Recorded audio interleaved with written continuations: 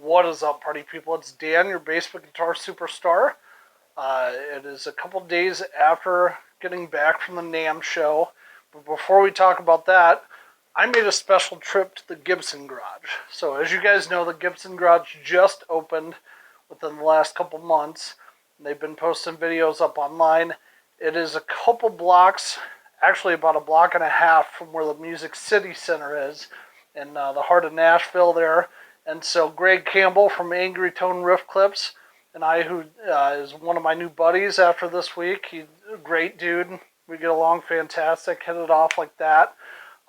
He agreed to go with me, and so I wanted to talk about it a little bit. You guys will see in the second half of this video the actual footage from the Gibson Garage. Now, let me preface this by saying that I understand Gibson. I respect the hell out of their heritage and what they've done for the music industry in general and what they've done as an instrument maker. However, they are not really my bag, right? So, honestly, the Gibson Garage was a little meh for me. And I know that's going to trigger some people maybe that are watching this, but it just was a showroom full of overpriced stuff for me. Now, there was some really cool stuff there, like they have a conveyor that you guys will see where they have guitars up on stands and it goes around like it's in a laundromat, right? Like you see suits going around a rack that's automated up top. That was pretty cool. They had some of the signature models out on display that you could play. The Epiphone versions of it, like for instance, the Jared James Nichols gold top that has the single P90 in it was out as an Epiphone. I didn't get a chance to play it because Greg and I were kind of in a hurry, which is fine. They did have the new Kramer Berettas out, which are badass. We couldn't find any of the $180 ones because they were sold out, but those were totally cool.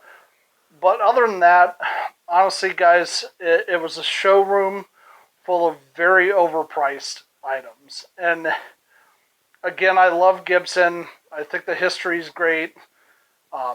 I respect the hell out of what they've done for musicians in general, but I have no desire to own a $4,000 Gibson Les Paul when I can own the equivalent for a brand like Vintage for an eighth of that price, right? If I put Gibson humbuckers, the same humbuckers that are in a custom shop Gibson Les Paul, and this guy right here, this plays as good as any Gibson I've ever played before. And I've played a handful of them.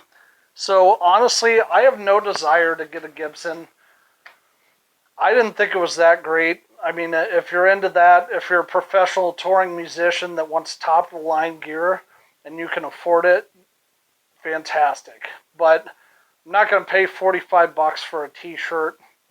I mean, they had some that were like 30, but when most of the vendors at NAMM, which is happening right down the street, are giving away t-shirts for free, there's no reason Gibson shouldn't be doing that either during that event.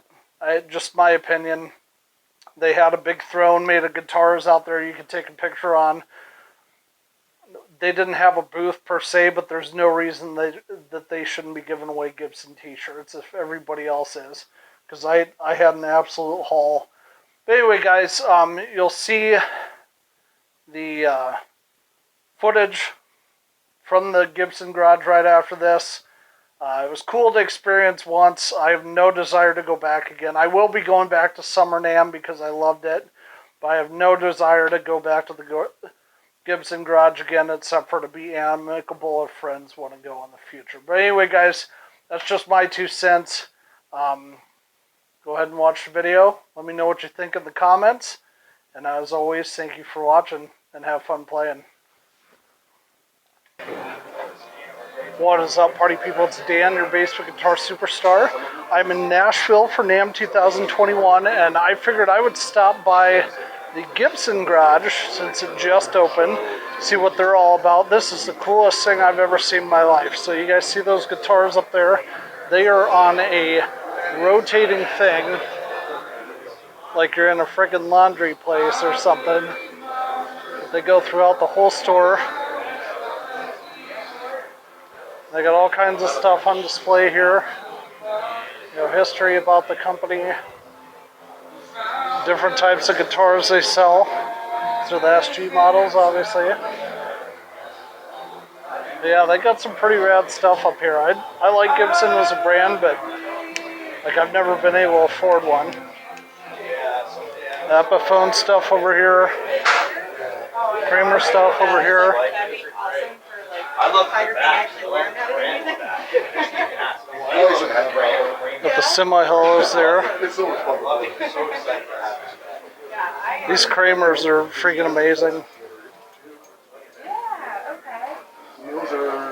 And then I am actually here with this man right here. This is Greg Campbell from Angry Tone Riff Clips. I do too. I have an original 86 at home. So he's back there looking around. Original 86 Beretta. So Yeah, and then I have a 1982 Striker that's black as well. Which, yeah, both big fans of, dude. I love James Nichols gold top there. Those are pretty cool. 100%. Because I know we're going to get them back in there for sure. What color are you looking for? Let's look at the wall of Les Pauls here. They got some really rad stuff. Love that gold top. Love the flame finish on these. They're just amazing. They're only around 600 bucks too. So those are really amazing guitars. Got all kinds of merch here, like Kramer stuff. Little Mesa Boogie amps set around everywhere. Now, I'm assuming you guys know that Gibson bought Mesa Boogie, so they're going to be carrying their stuff for a long time. Got Gibson Custom here, where you can make an appointment to play their guitars. And this looks to be a Mesa Boogie room with some other stuff in it. Other Gibsons in there. And then they have strings and shirts and all kinds of awesome rad stuff in there. This is a room with all the acoustics. You got your coffee mugs. Yeah, that's pretty cool.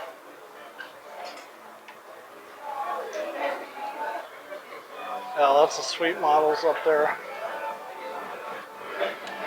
And this place is packed.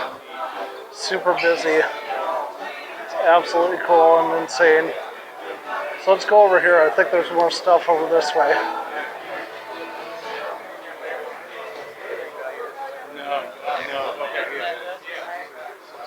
And I think this is where they do the custom shop stuff. Oh, this is where all the Murphy Lab guitars are at. That's pretty rad. So anyway, we're going to come back here. There's the new SGs. Those are cool. And then Greg Campbell seems to be looking for me, so here he is. But yeah, guys, that was the Gibson Garage. Pretty cool place. And yeah, thanks for watching, as always.